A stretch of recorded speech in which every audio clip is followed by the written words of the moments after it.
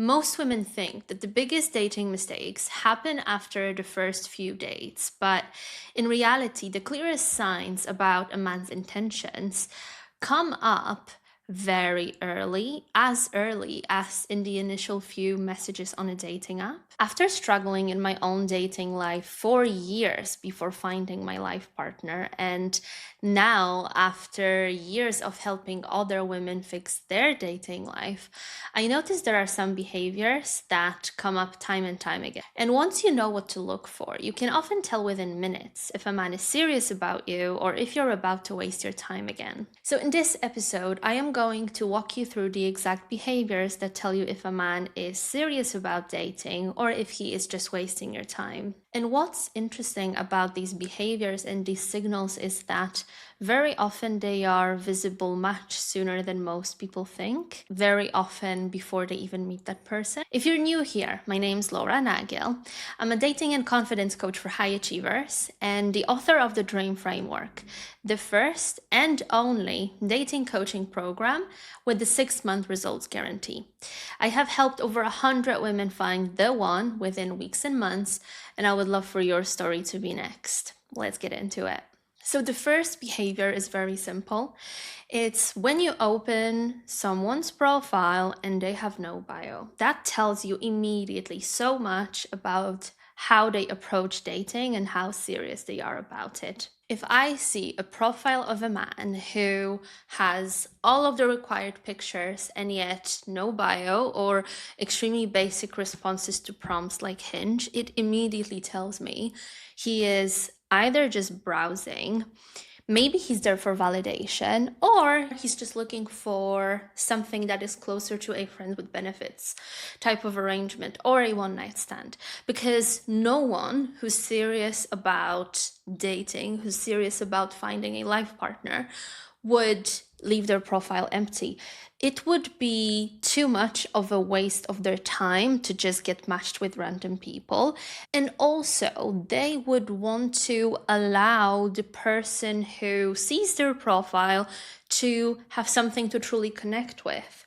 Because they are not putting any information out there about their personality, the only thing you see is their pictures. That's a very clear sign that what they're focused on is the physical, which there's nothing wrong with that. But if you are looking for a deeper connection, men who only have pictures and not much written information on their profile should not be your first choice. I would even go as far as saying I would not match with these men. As we're talking about the focus being on pictures rather than written/intellectually oriented information, let's also talk about the types of pictures that men have on their profiles. Because if someone's pictures are mainly shots from the gym or just them in their swimming trunks, in revealing gym clothes, maybe running shirtless, or anything else that involves flexing their muscles in a mirror or posing shirtless, that's a very good indicator where their mind is at. Again, they are not trying to establish a connection intellectually. They're trying to show off the physical side, put the focus on the physical side. So if that's something you're looking for, he can be your guy. If you want to build an actual connection, that is exactly someone to swipe left on, because the type of man who is serious, who is on a dating app to create a relationship, not only will fill in those prompts or that bio section properly so that you have the opportunity to get his vibe and see if there's any potential for long-term compatibility, but also he will showcase a range of context for his pictures. One more thing when it comes to pictures, which I think applies to both genders, but even more so to men, and that's also a personal red flag of mine, is that if I see someone's dating profile basically be a show reel of their best Instagram shots, they are perfectly shot, perfectly edited, so highly curated, that's a massive red flag for me. Why? Because one, it suggests vanity, and two, when you think about it, when you think about what this says about his priorities from a perspective of building a long-term relationship, it's not a best sign. Because if he is so vain, if he is so focused on curating this online presence, what does he need it for? It seems to me like people who are so focused on creating their online presence either have some sort of personality disorder, which I'm not going to get into in today's episode, or they are using their Instagram profile as a tool to chat women up. And so for me, that range of different contexts within which the pictures are taking is nice, but I also understand that there will be some men, and it will be a good proportion of men who I would definitely classify as the husband material, who actually will not have the best shots out there. Their pictures might be a bit old, might not be the most flattering angles, because they are just busy living their life. So when they take a selfie, it's to commemorate something. When they have pictures taken by others, again, it's because they were in the moment trying to capture it. They were not having these full-on photo shoots, which were then skillfully filtered and edited and adjusted to be up to date with the latest trends. And I'm saying this to say, because I actually think this is one of the strategies or approaches that actually moves the needle for my clients a lot, is that instead of taking the pictures all men have at face value, especially if they're not that great, is that they apply some sort of reasoning about why that might be. Because yes, the guys who have the best shots seem the most handsome and good looking and worth your time. And I'm not saying that every man out there with nice pictures on his profile is a red flag. But what I am saying is there are plenty of green flag men with very crappy pictures. So it's almost like finding a diamond in the rough. And if you invest some time and intention into that, you might actually find a treasure. Personal example here. When I first matched with my now life partner, his pictures were so old. And I could tell.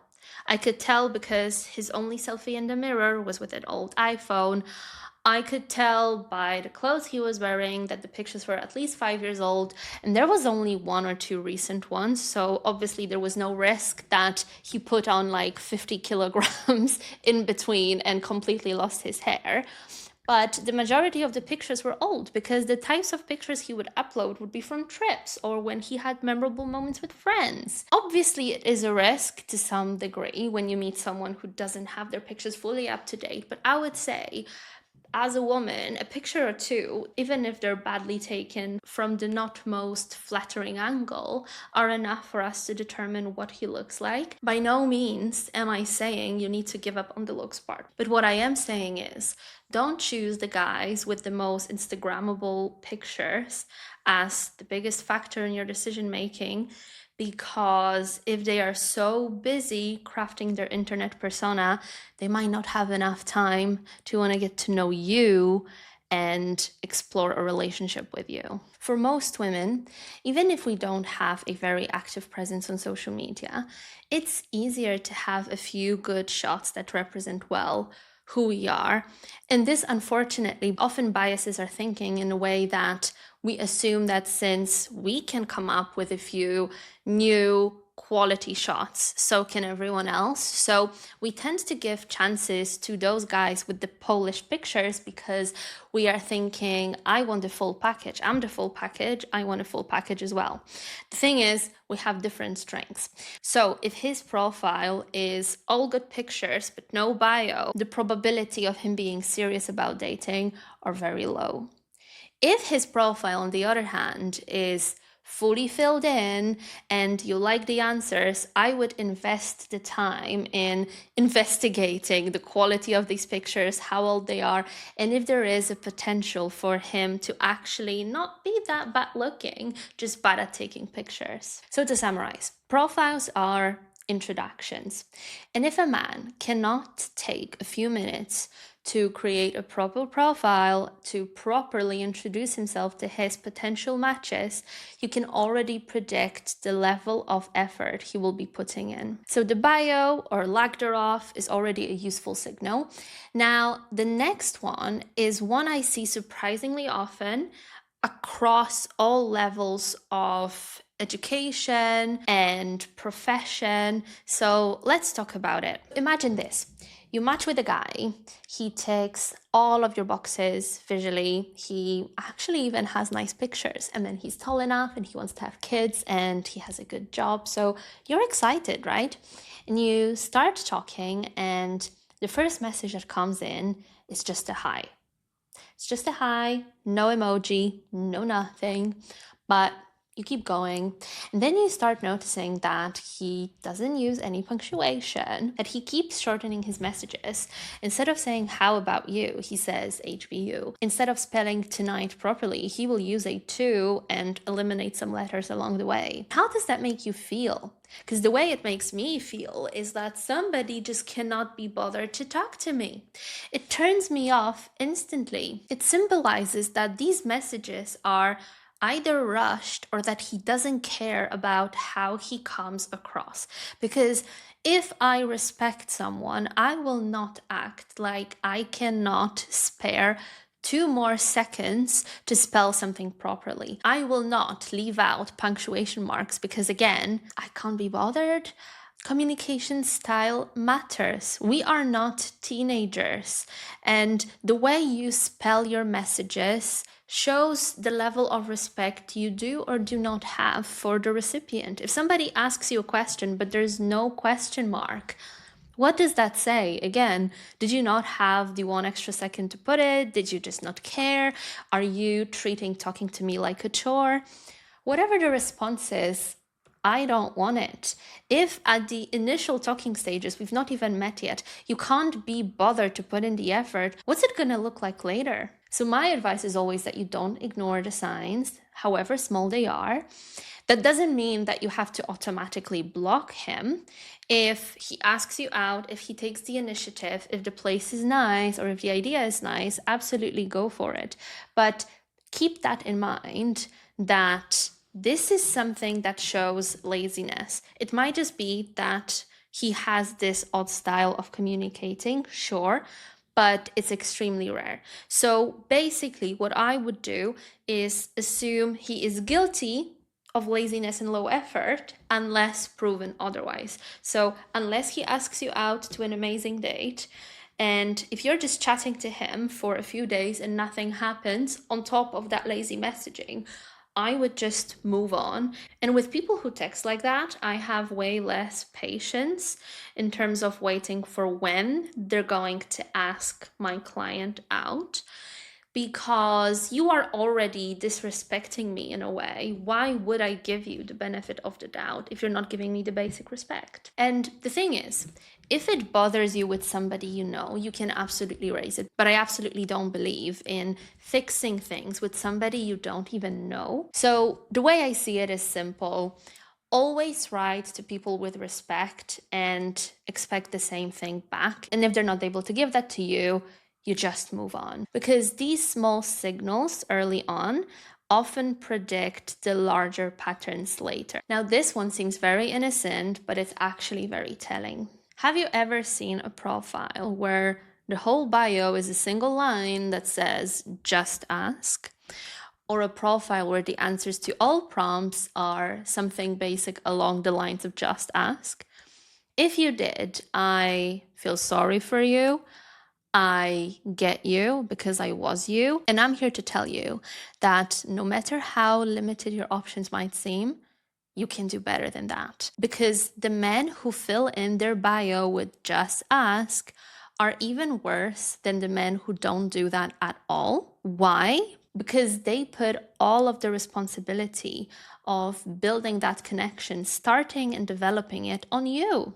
And if that's how they are presenting themselves, if they are okay with you seeing this and having this one line as the first impression you will have of them, they are not the men who will be providers, who will be protectors, who will step up and lead. These are the guys who just cannot wait for somebody to take the wheel and for them to jump comfortably into the passenger princess seat. So these guys are so much worse than the no bio guys, because not only do they put in no effort, they expect you to put in the effort for both of you. So the math here is very simple for me. If you start a conversation with a guy who says, just ask, and then you end up with a loser who expects you to do everything, I'm sorry, but I have no sympathy for you, because the writing was on the wall all along. Like, he just tells you straight up, I cannot be bothered. So if he tells you, I cannot be bothered,